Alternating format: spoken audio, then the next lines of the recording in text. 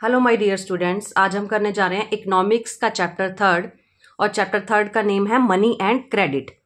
तो मनी तो सब लोग जानते ही हैं कि इसकी कितनी ज़्यादा वैल्यू है, इंपॉर्टेंस है सबकी लाइफ में। और क्रेडिट क्रेडिट क्या होता है? जो हम लोन लेते हैं, ठीक है, बैंक से या किसी भी पर्सन से, उसको हम क्या बोलते हैं? क्रेडिट। तो जब मनी नहीं हुआ करती थी तो पहले के टाइम पे क्या सिस्टम चलता था कि लोग सामान कैसे खरीदते थे? तो पुराने टाइम में जो लोग हैं वो बार्टर सिस्टम के अकॉर्डिंग सामान को क्या करते थे, मतलब खरीदते थे, या उनको कुछ भी चाहिए होता था वो बार्टर सिस्टम के गो थ्रू हो जाते थे। ठीक है, अब ये बार्टर सिस्टम क्या था? It is a system in which goods and services are exchange with goods and services without use of money. तो जो लोग हैं, ठीक है, वो क्या करते थे कि गुड्स, सामान के बदले में सामान एक्सचेंज कर लिया जाता था, या सर्विसेज। ठीक है, कि अगर किसी के घर पे काम है, ठीक है, और दूसरे घर में कोई पर्सन है तो वो आपस में एक दूसरे के साथ काम में हाथ बंटवा दिया करते थे। और ठीक है, इस तरीके से पैसा नहीं चलता था, विदाउट यूज ऑफ मनी, कोई मनी नहीं चलती थी। बस क्या करते थे, एक दूसरे के साथ काम करवा देते थे और चीजों को आपस में क्या कर लेते थे, एक्सचेंज कर लेते थे। जिसको जो चीज चाहिए होती थी आपस में अदला बदली कर लेते थे, तो उसको बोलते थे बार्टर सिस्टम। अब बार्टर सिस्टम के अंदर एक प्रॉब्लम आ गई कि इस प्रॉब्लम का नेम क्या था? Double coincidence of wants. Double coincidence of wants क्या है? कोइंसिडेंस, कोइंसिडेंस समझते हो ना, कि हम कई बार कह देते हैं कि हमारे साथ का सेम कलर किसी ने वियर किया हुआ है, ठीक है, तो हम कह देते हैं कि क्या कोइंसिडेंस है, ठीक है, कि वैसे ही ये चीज मैच हो गई। तो इस तरीके से क्या है, डबल कोइंसिडेंस ऑफ वांट्स के अंदर क्या बताया गया है कि what a person desire to sell is exactly what the other wishes to buy. एक पर्सन सेम, मतलब क्या चीज बेचना चाहता है, ठीक है, कि उसकी डिजायर है कि वो कोई चीज बेचना चाहता है, और एग्जैक्ट जो सामने वाला पर्सन है वो उस चीज को खरीदना भी चाहता है। ठीक है, फॉर एग्जाम्पल जैसे राम है, राम क्या कह रहा है कि आई वॉन्ट राइस या फिर शूज। या तो राम को राइस चाहिए या फिर शूज चाहिए। हम एक एग्जाम्पल ले लेते हैं, जैसे कि शू का एग्जाम्पल ले लेते हैं। राम कह रहा है कि मुझे शूज चाहिए, ठीक है। अब जो श्याम है वो कह रहा है कि मुझे क्या चाहिए, क्लोथ्स चाहिए, ठीक है, उसको कपड़े चाहिए और उसको क्या चाहिए, शूज चाहिए। तो ये क्या करते थे आपस में, मतलब पहले एक्सचेंज कर लेते थे, वो तो हो गया बार्टर सिस्टम।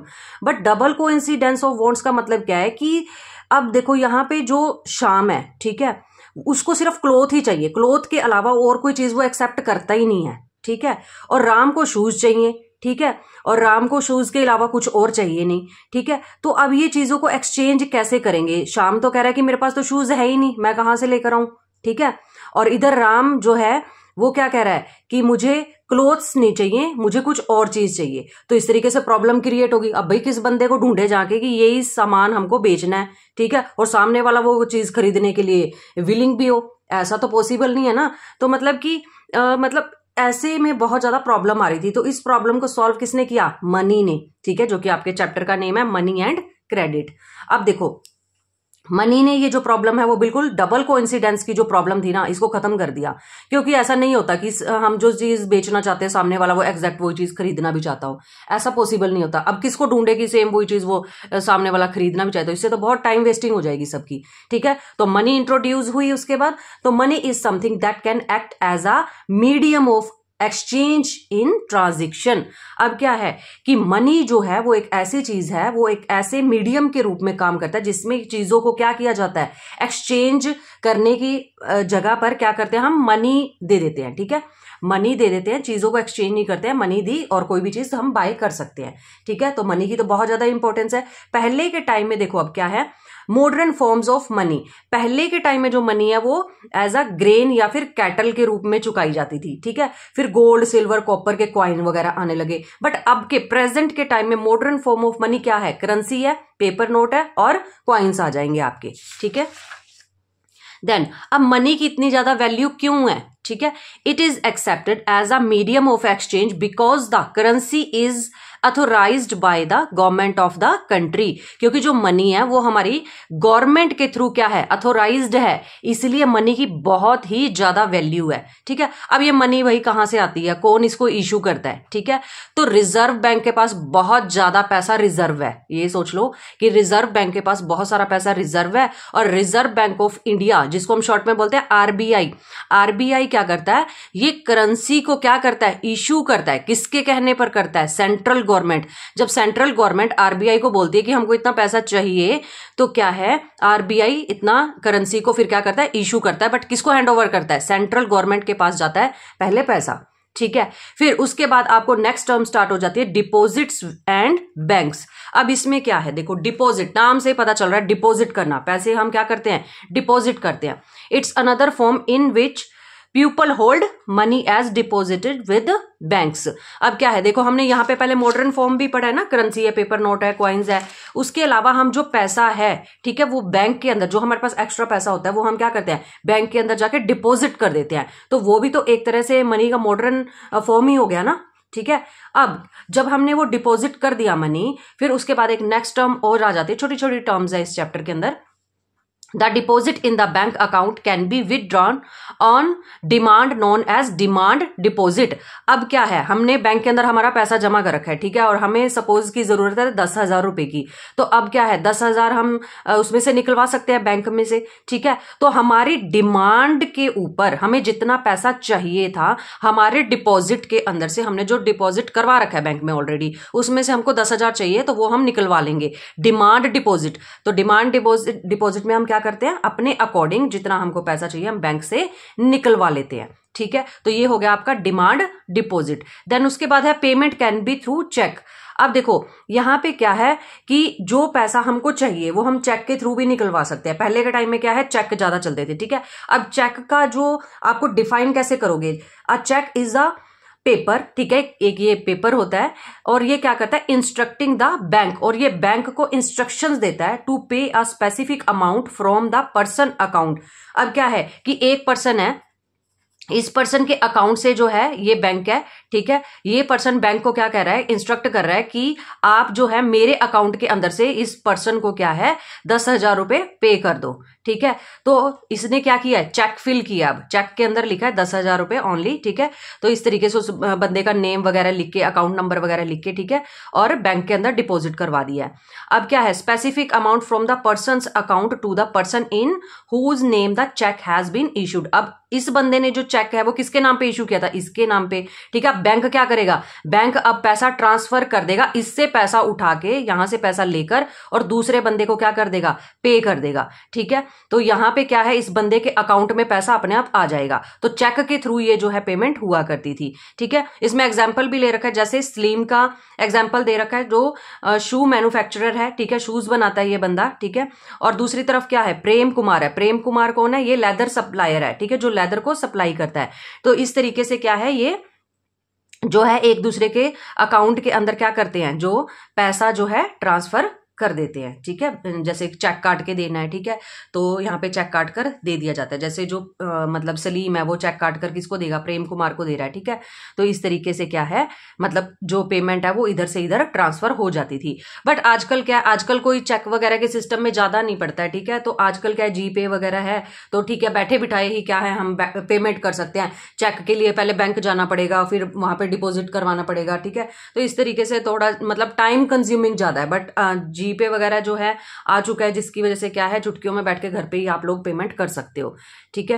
देन इसके बाद आ जाता है लोन एक्टिविटीज ऑफ बैंक्स। बड़ा इंटरेस्टिंग सा टॉपिक है, लोन एक्टिविटीज ऑफ बैंक। अब ये क्या करता है, बैंक जो है इसकी एक्टिविटीज किस तरीके से चलती हैं। सपोज ये आपका बैंक है, ठीक है, एक तरफ कौन है, डिपोजिटर्स हैं जो पैसे को डिपोजिट करते हैं, दूसरी तरफ कौन है, बोरोअर्स हैं जो पैसा निकलवाते हैं, ठीक है, जो पैसा उधार लेने वाले होते हैं बैंक से, ठीक है, लोन लेते हैं जाके। लोन को हम यहाँ पे इस चैप्टर में क्या बोल रहे हैं, क्रेडिट, ठीक है, कंफ्यूज नहीं होना है, क्रेडिट और लोन एक ही चीज है। अब यहाँ पे देखो डिपॉजिट, जो डिपॉजिटर्स होता है वो क्या करता है, वो अपना पैसा जो है बैंक के अंदर जमा कर देता है, ठीक है, और जब भी डिपॉजिटर्स को नीड होती है तो वो विदड्रॉ कर सकता है एनी टाइम, और विद इंटरेस्ट, उसको साथ में इंटरेस्ट भी मिलता है, ठीक है। ये इंटरेस्ट हो सकता है एनुअली आपको 3% दे जो बैंक है, ठीक है। दूसरी ओर अब बैंक को इससे क्या फायदा होगा कि आपका पैसा भी संभाल के रखे, ऊपर से आपको इंटरेस्ट रेट भी दे, इसको क्या फायदा है इसके अंदर। तो बैंक क्या करता है, बैंक से जो मतलब कि बोरोवर्स होते हैं जब वो पैसा निकलवाते हैं, ठीक है, तो बैंक उनको हाई इंटरेस्ट रेट के ऊपर पैसा देता है, ठीक है। तो अब यहाँ पे क्या है, तो बैंक उनसे 10 से लेके 15% तक एनुअली चार्ज करता है। इनको तो 3% दे रहा है, इनको 10 से 15 क्या कर रहा है, मतलब चार्ज कर रहा है, तो कितना आपको 12% के नियर बाय क्या है, बैंक बीच में मतलब उसको इनकम हो रही है बैंक को, ठीक है। तो इस तरीके से बैंक जो है अपना काम करता है। अब बैंक क्या करता है, जितने भी डिपोजिटर्स होते हैं, जो लोग पैसा जमा करवाते हैं, बैंक उसमें से सिर्फ 15% तो अपने पास ही रखता है, ताकि जब भी इन लोगों को नीड हो किसी को भी तो ये निकलवा सके। तो 15% जो बैंक है वो रिजर्व रखता है डिपोजिटर्स का। बट उसके अलावा जितना भी पैसा होता है इनका, ठीक है, 85% जो पैसा होता है वो बोरोवर्स को उठा के मतलब उधार दे देता है, और वो भी हाई इंटरेस्ट के ऊपर। तो इस तरीके से ये बैंक का काम चलता है, मतलब लोन एक्टिविटीज ऑफ बैंक, इस तरीके से जो लोन देता है बैंक, ठीक है। देन अब इसके बाद देखो आपको क्या बताया गया है, the difference between what is charged from borrowers and what is paid to depositors is the main resource of income of bank. अब ये क्या है, आपकी बैंक की इनकम का सबसे बड़ा सोर्स है। चलते हैं नेक्स्ट टॉपिक की तरफ। अब देखो इसके अंदर क्या है, credit is an agreement. Credit क्या होता है, एक एग्रीमेंट होता है इन विच लेंडर्स, जो लेंडर्स होते हैं मतलब कि जो पैसा उधार देते हैं, ठीक है, वो क्या करते हैं, lenders supplies the borrower with money, वो मनी से, गुड से, सर्विस से, ठीक है, मतलब कि क्या करते हैं, एक तरह से क्रेडिट या फिर लोन देते हैं, पैसा देते हैं, किसको, बोरोवर को। देते कौन है, लेंडर्स, ठीक है। और उनसे ये मतलब कि क्या किया जाता है, प्रॉमिस लिया जाता है कि इन फ्यूचर आप इसको रिटर्न भी करोगे, ठीक है। उसको क्या बोला जाता है, क्रेडिट या फिर लोन, ठीक है। लेंडर्स जो है वो क्या करते हैं, पैसा उधार दे देते हैं, ठीक है, और बदले में ये शर्त रखवाते हैं कि हमें बताओ कि आप प्रॉमिस करो कि कितने टाइम के अंदर पैसा हमारा रिटर्न कर दोगे, ठीक है। तो उसको हम क्या बोलते हैं, क्रेडिट। अब क्रेडिट लेने के फायदे भी हो सकते हैं और नुकसान भी हो सकते हैं, ठीक है। आपकी बुक के अंदर, टेबल के अंदर जो है एग्जाम्पल दिए गए हैं, बट इस एग्जाम्पल्स के थ्रू आप गो थ्रू हो जाओ। कई बार शॉर्ट क्वेश्चन पूछ लेते हैं, वैसे कोई लॉन्ग क्वेश्चन नहीं बनकर आता है, बट फिर भी आपको पता होना चाहिए कि बुक के अंदर क्या आपको एक्टिविटी या टेबल्स जो है दे रखे हैं। तो पहला एग्जांपल है आपका सलीम का और दूसरा है आपका स्वप्ना का, ठीक है। सलीम की जो स्टोरी है इसमें क्या बताया गया है कि इसको ऑर्डर मिलता है, फेस्टिवल सीजन चल रहा होता है, ठीक है। फेस्टिवल सीजन के अंदर इसको 3000 पेयर्स ऑफ शूज बनाने का ऑर्डर आ जाता है, ठीक है। अब ये क्या करता है कि इसके पास पैसा तो है नहीं, अब ये सोचता है कि मैं जो है लोन ले लेता हूं या फिर क्रेडिट ले लेता हूं, ठीक है। तो इसके माइंड में आता है कि मतलब इसके पास ये दो जगह से जो है लोन उठा लेता है।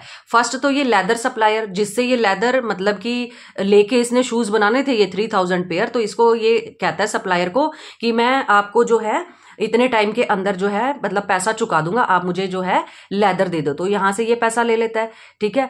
और उसके बाद फिर क्या है, एक तरह से लेदर उठा लेता है इससे। देन उसके बाद सेकंड जो है ये लार्ज जो ट्रेडर है, जो बड़ा कोई व्यापारी है, ठीक है, जिसकी तरफ से इसको क्या है 3000 का पेयर शूज का जो पेयर्स हैं उनको बनाने का ऑर्डर मिला है, उसको भी ये कहता है कि मैं आप ना मुझे 1000 जो पेयर ऑफ शूज है ना उसकी पेमेंट पहले कर दो, एडवांस कर दो, ठीक है। जो 2000 रह गए शूज वो मैं आपको उसकी जो पेमेंट है वो आप मुझे बाद में कर देना, बट मुझे थोड़ा एडवांस पैसा दे दो। तो इस तरीके से यहां से ये लेदर उठा लेता है और यहां से ये क्या 1000 रुपए पहले एडवांस ले लेता है, ठीक है। At the end of the month, और एक महीने के अंत के अंदर क्या होता है, एंड में ही is able to deliver the order, और वो अच्छे से 3000 पेयर्स ऑफ शूज जो है बना लेता है और उसको बहुत सारा प्रॉफिट भी उसके अंदर से अर्न हो जाता है, ठीक है। और वो रीपे कर देता है, ठीक है।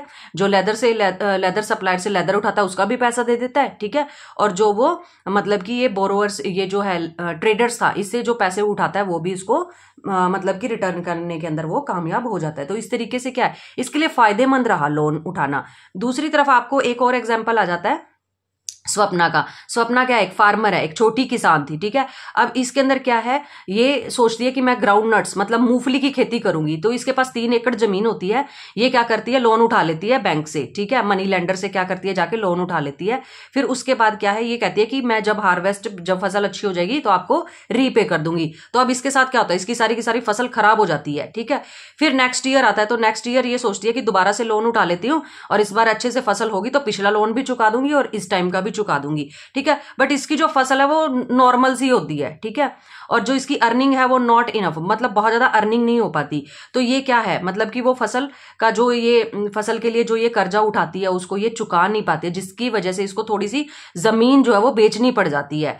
तो इस तरीके से ये किस में फंस जाती है, डेब्ट ट्रैप में फंस जाती है। डेब्ट ट्रैप क्या होता है, कर्जे के अंदर फंस जाना, ठीक है। तो इसलिए जो क्रेडिट होता है हम ये नहीं कह सकते कि ये हमेशा ही फायदेमंद होता है। तो 2 एग्जाम्पल देखिए, ये बताने की कोशिश की गई है कि पॉजिटिव रोल ऑफ लोन और नेगेटिव रोल ऑफ लोन दोनों ही कंडीशन लागू हो जाती हैं, पॉजिटिव भी रहता है सम टाइम और नेगेटिव भी रह जाता है। ठीक है, तो ये आपको याद करने की जरूरत नहीं है, बट आपको पता होना चाहिए कि आपकी बुक के अंदर ये एग्जाम्पल दिए हुए हैं। अब डेब्ट ट्रैप क्या होता है? अब ये जो डेब्ट ट्रैप है, जो मैंने आपको बताया कि कर्जे के अंदर फंस जाना, सम टाइम क्रेडिट पुशेज। अब ये जो क्रेडिट है मतलब कि क्या, जो लोन है वो क्या कर देता है, पुशेज द बोरोवर, जो पैसा लेने वाला होता है इसको एक ऐसी सिचुएशन के अंदर डाल देता है जिसकी रिकवरी करनी बहुत ज्यादा पेनफुल हो जाती है, जो कि स्वप्ना के केस में हुआ है। स्वप्ना के केस में क्या हुआ है, किसने पैसा तो ले लिया, बेचारी की फसल सारी की सारी खराब हो गई है और दूसरे साल भी क्या है, अच्छी फसल नहीं हुई। तो ये क्या है, डेब्ट ट्रैप के अंदर फंस जाती है, एक पेनफुल सिचुएशन के अंदर डाल दिया। किसने इसको, क्रेडिट ने डाल दिया स्वप्ना को एक पेनफुल सिचुएशन के अंदर। इसी को हम क्या बोलेंगे, डेब्ट ट्रैप। ठीक है, तो आई होप कि आपको चैप्टर समझ आ रहा होगा। जो रिमेनिंग पार्ट है वो हम सेकंड वीडियो के अंदर कवर करेंगे। और अगर आपको चैप्टर समझ आ रहा है, प्लीज़ आप अपने फ्रेंड्स के साथ जरूर शेयर करो और कमेंट भी करके जाया करो। Thank you so much for watching.